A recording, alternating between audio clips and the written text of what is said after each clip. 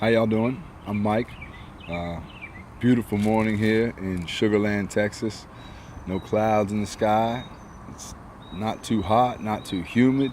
Man, this is beautiful. Praise God, because usually it's either humidity, heat, or rain. It's nice. It's going to be a good day. So now, I was reading the Bible earlier this morning, and God told me to go to one particular chapter, book, chapter, and verse in the Bible. And so I did. It was John 18:3, which, as it turns out, talks about Judas betraying Jesus. It's when he was going with his disciples to go pray, and Judas turned him over with the little legion of people that he had gotten to go up there, and he got paid 20 pence or 30 pence, whatever, which I don't think is all that much. And he betrayed Jesus. Now, this here is an unbelievable thing. Okay, number one, that he betrayed Jesus. Number two, that Jesus told Simon Peter that Judas was the one that was going to betray him. In John 13:18, he made the prediction that he was going to be betrayed, and then Simon Peter wanted to know who, and so he said, the next guy that I passed the bread to. And so it was Judas. Now, there's a couple things that are interesting about this little scenario right here. Is number one, Jesus could have been real ticked off about it, but the reality of it is he knew that if God's will was going to be done, he had to be betrayed. That person just so happened to be Judas. Now, all the way up until the time that Judas betrayed him, Jesus treated him as the same as any of the other disciples. He didn't single him out and wasn't hard on him as opposed to the other disciples. So now that's lesson number one in that, because let me tell you something. We all have Judases somewhere in our path, and they wreak havoc.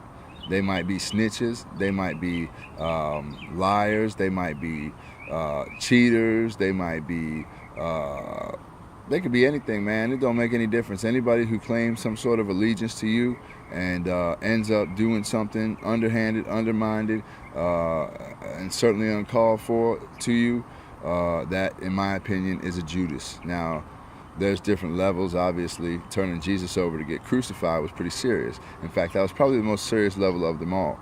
So, with that in mind, look at how Jesus handled it. He treated him the same, knowing he was going to betray him, knowing he was the one turning him over to be crucified. Jesus knew that God's will on earth had to be done.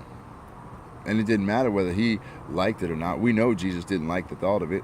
He came 3 different ways at God and asked God to take the cup from him. You know what I mean? And wasn't really fond of the idea of what he knew he was going to have to go through. So anyway, what I'm telling you is that the people that do you wrong, the people that screw you over, the people that give you their ass to kiss, those are the people that you should treat even better. I mean, it's hard. Trust me, I know. But the reality of it is, everybody can treat people good that treat them good. How hard is that? You know what I mean? That's not really a big deal. Just like it's not a big deal to treat somebody nasty who treats you nasty, or who screws you over, or whatever. That's not a big deal either, because that's the common reaction. That's the common theme of back and forth.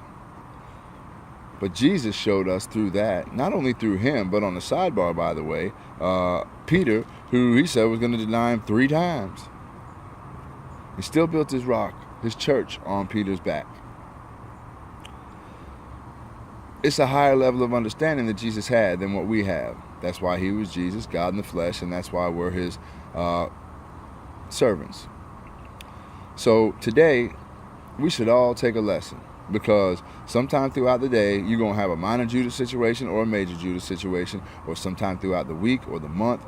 It is bound to happen. It happens frequently in the world. It just is what it is. And if we choose to handle it in a manner that's going to be the most expedient, that way would be to treat those people with the same respect and the same dignity that you would treat anybody else with. And that doesn't mean you got to be cool with them. That doesn't mean you got to hang out with them. That doesn't mean any of that. But what that means is outside the box thinking is living on the side of the Spirit and not on the side of the world. And on the sidebar, that shouldn't be as hard for us as it was for Jesus, because we know it as it happens. Bam. And so then we've got to make a decision. How are we going to handle this situation with this person who just did this or did that?